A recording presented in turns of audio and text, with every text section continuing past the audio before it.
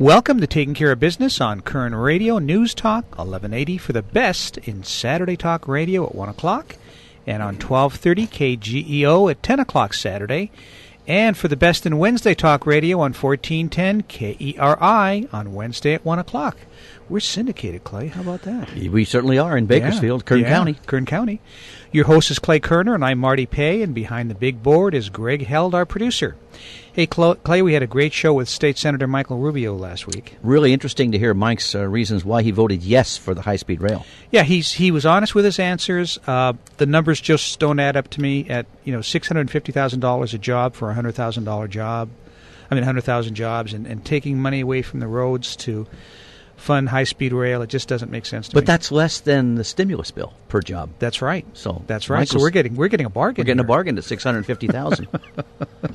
Today, for the full hour, we have Clay's kind of show today. We have the vice president. Oh, I'm sorry. I'm going to have Clay introduce Okay. him. My apologies. Yeah, thanks, Marty. Today we had a special guest. We're going to talk about my favorite subject, which is the Affordable Care Act, or health care in the future. And we've had some great events and some great guests in the past talking about this subject. We had Sally Pipes, the president of Pacific Research Foundation. We had John Nelson, who was the past president of the National Association of Health Underwriters. Mike Belote, who was a lobbyist at the state of California on health care. And we've had several legislators over the years come on, and from presidential candidates all the way down to local legislators talking about this issue. Mm-hmm. But today we have a very special guest, the most knowledgeable individual on health reform that I've met to date, Rodger Bayne. Rodger's the Vice President of Sales and Marketing for Group Benefit Services in Maryland.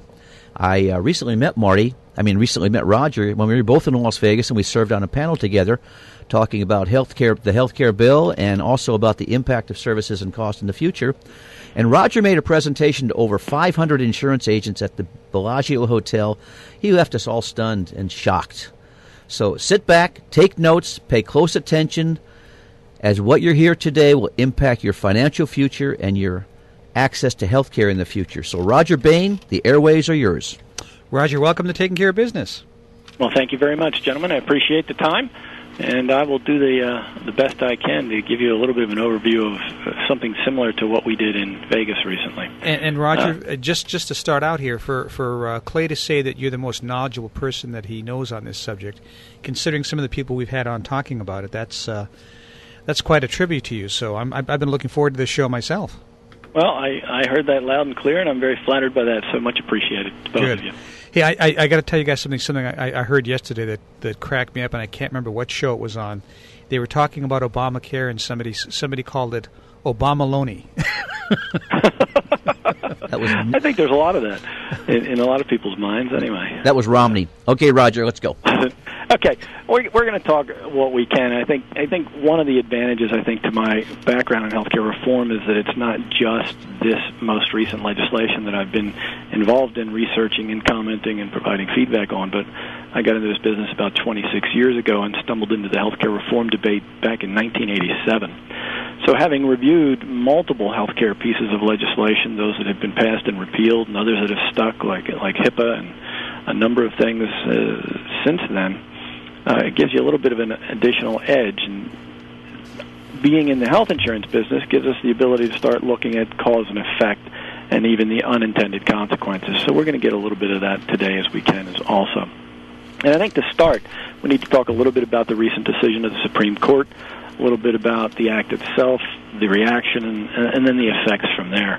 When we first talked about the Supreme Court decision, they did a pretty extensive analysis and came out with a decision that is by some called political and others called genius, in that they found that the individual mandate was constitutional based purely on the fact that the penalty should be called a tax rather than a penalty. And while Congress may not have the right to impose upon an American citizen to purchase a particular commercial product, they do have a right to tax. And on that basis only, they're calling it normal taxation, and that's why the individual mandate has been upheld. The fact that the individual mandate was upheld eliminated any concern about severability of the law and striking down the entire law, so this is what we have. The second major question that remained after that decision was that about the Medicaid expansion. Medicaid has been a program in force for a long time to help poor children and mothers in making sure they have access to care in this country.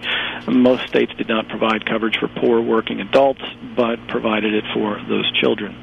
The PPACA, the new Healthcare Reform Act, has expanded that Medicaid effort to reach out to all Americans that might be below 133% of the federal poverty level, where some states' qualifications is considerably more difficult to achieve Medicaid eligibility. In fact, most states.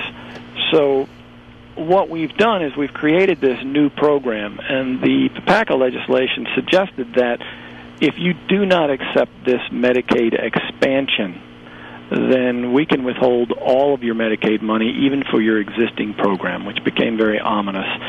And the plaintiffs in the suit against the government stated that this is coercion.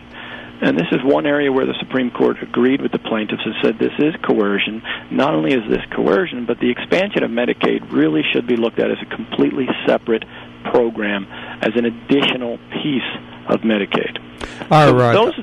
Those are the two key components that put us where we are today. Okay. Our guest by phone is the Vice President of Group Benefit Services, Inc., talking about Obamacare. Now, Rodger, several states have said that they're not going to participate in Medicaid. Is that correct? Well, that certainly seems to be the case, that there are many states. There was 26 states that joined this lawsuit against the government. Many of those states are still very resistant to the idea of the Medicaid expansion because of the ultimate long-term cost of that. So what will happen to those people in those states who are uninsured? Are they going to be able to find insurance somewhere? This is where there becomes a dysfunctionality under PPACA going forward. The dysfunction comes from the health benefit exchanges under PPACA create an opportunity for those above 133% of federal poverty level to receive premium assistance tax credits or subsidies to help them purchase health insurance through their state exchange. It's required under PPACA. What's that level that's zero, or to get to 133%, what can an individual make? I believe at current income that's around $11,000 for an individual, somewhere in the range of $28,000 for a family of four. So, and I'd have to check those numbers, but that's pretty much what we're looking at. So if I understand that right, Rodger, so if you're making over $28,000, you're eligible for some assistance in under. Oh, under. So I'm sorry. If you're making less than that, then you'd be eligible for Medicaid. Okay. So, again, for an individual, it's going to be somewhere in the range of less than 11 to 12. By 2014, I believe the number is projected to be more in the range of $31,000 for a family of four. Well, I had heard that there'll be subsidies available for people up to about $88,000 for a family. What is that? Well, again, the high end of these subsidies, that's where we get into the subsidies. Below that 133% mark is ineligible for Medicaid. Between 133% of the federal poverty level and up to 400% of the federal poverty level, an individual in America may be eligible for a tax subsidy to cover a part of their health insurance costs when they purchase through one of these state benefit exchanges. Now, on the Medicaid, to qualify for Medicaid this way, they still have to have the spend down their assets and everything? I mean, that doesn't change, right?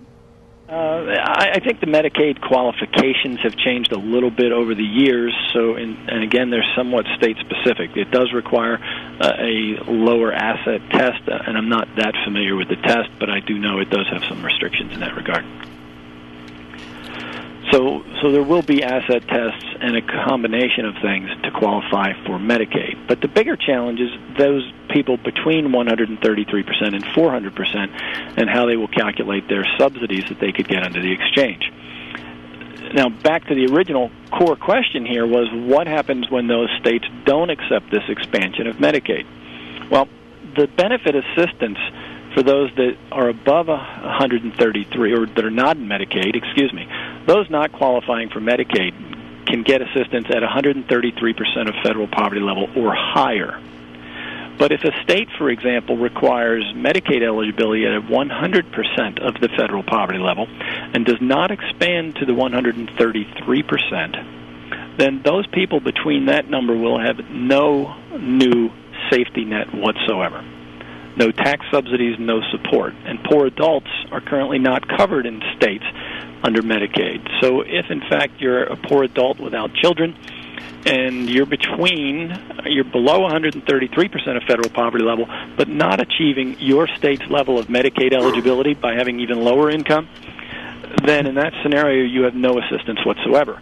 So we create a black hole in some very significant states where millions of people will be left without any of the benefit of the new law. Roger, we're going to take a break now. We'll be back in just a minute. We'll continue the conversation. And just for reference, California is terminating their Healthy Families program and moving all those kids into Medicaid. But we'll be right back in... We'll be back in a moment on Taking Care of Business on Koerner Radio News Talk 1180.